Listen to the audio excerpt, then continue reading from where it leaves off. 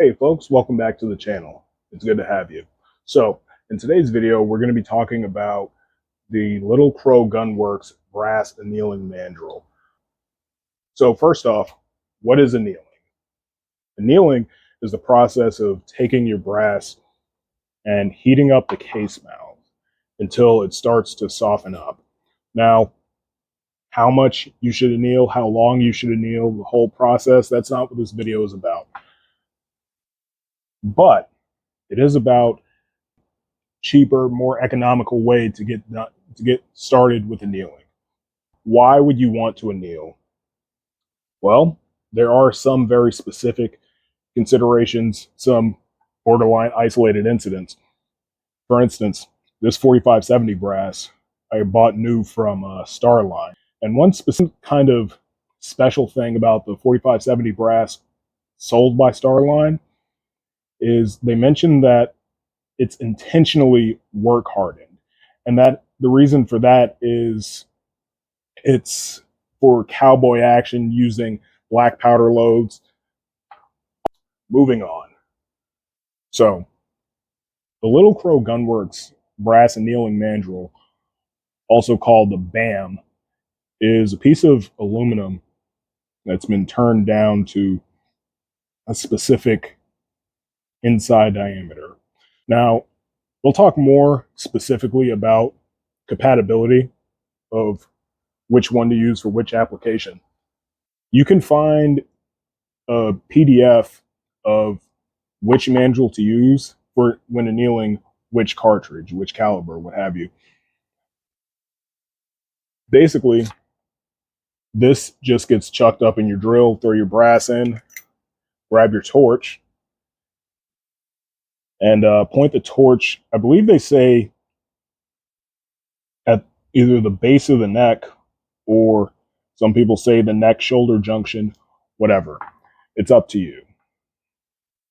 I'm going to try to not go into my specific process for annealing in this video because everyone's got their own way of doing it. I don't think any of them are wrong unless it just ruins your brass. Now, you may be asking yourself, why use the brass annealing mandrel, one of these, instead of just a socket and an adapter?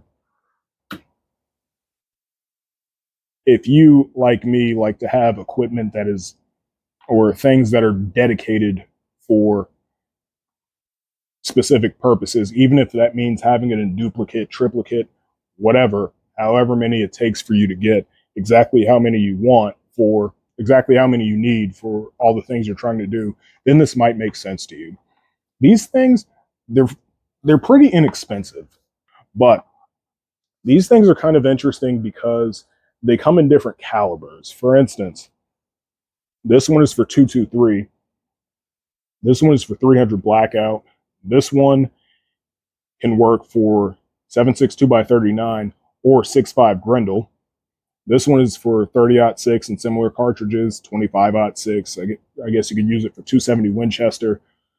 And if you're into Wildcats, you can use it for that as well. But they're not really specific to it absolutely will not work. I mean, realistically, a 300 blackout version, that is about how much of the neck is exposed. You can also use these for 223, but I wouldn't necessarily recommend that. As far as these different mandrels are concerned, they're not terrible. They're inexpensive enough to the point where you could just buy a bunch. I know Midway, they sell these things, and they've got most of them. Little Crow Gunworks themselves also sells these things.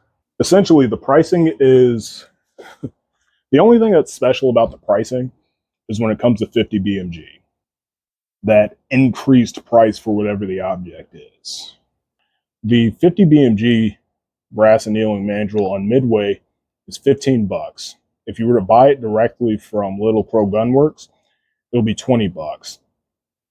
Kind of sounds like a ripoff, but again, anyone who loads 450 BMG is already used to spending a buttload of cash anyway.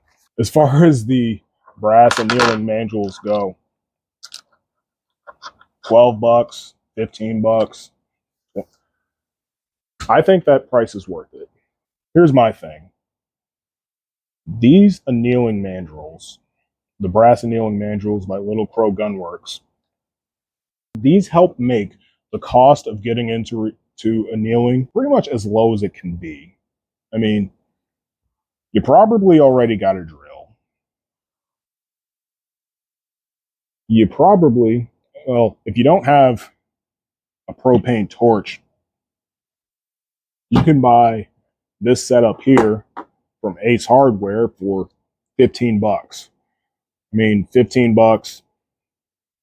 Let's say these, well, 15, 14, what's that, 29? $29. A drill, which you probably already have. For under $50, you're annealing. Now, that's not to say anything bad about the other methods of annealing. Here's my basic philosophy as far as reloading and many other things in life. You have to decide numerous times and numerous applications as far as reloading is concerned, which do you value more, your money or your time? Because if you value your money more, things are going to cost you more time. If you value your time more, things are going to cost you more money. If you've already got these things, you can start annealing. Well, obviously the appropriate size socket. These things, the brass annealing mandrels, I think that they are a fairly small investment. Let's say you use these and you hate them. Worst case scenario, $20 down the drain.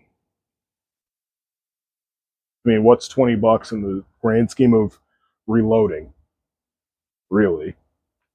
But I think as the need arises, I will buy more of these annealing mandrels. To me, they're worth it. If you don't do any annealing whatsoever, the cost to get in to annealing, like I said earlier in this video, this keeps it about as low as it can get to get into annealing.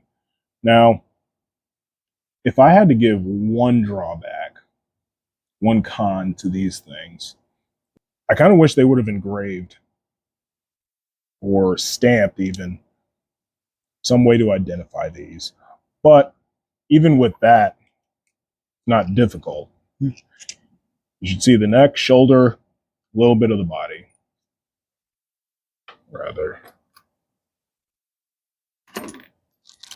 If you see too much of the body, you got the wrong one. Realistically, as far as whether or not you should buy them, I would say give them a try. At the price point, why not? If you folks want to see a video of my process for annealing, then drop a comment. Let me know, and I will shoot that video for you. Maybe talk a little bit more about not only my process, but different methods of annealing, which, by the way, it can be anywhere from $30 to $2,000, like I hinted at earlier, and probably even more if you look at more sophisticated systems than just the annealing made perfect machine. Those things are expensive. I think that if I had $2,000 that I had nothing better to do with, I'd probably buy one. So until the next video, I hope all your shots fall in place to make one hole ever so slightly bigger with each pull of the trigger. See you next time, folks.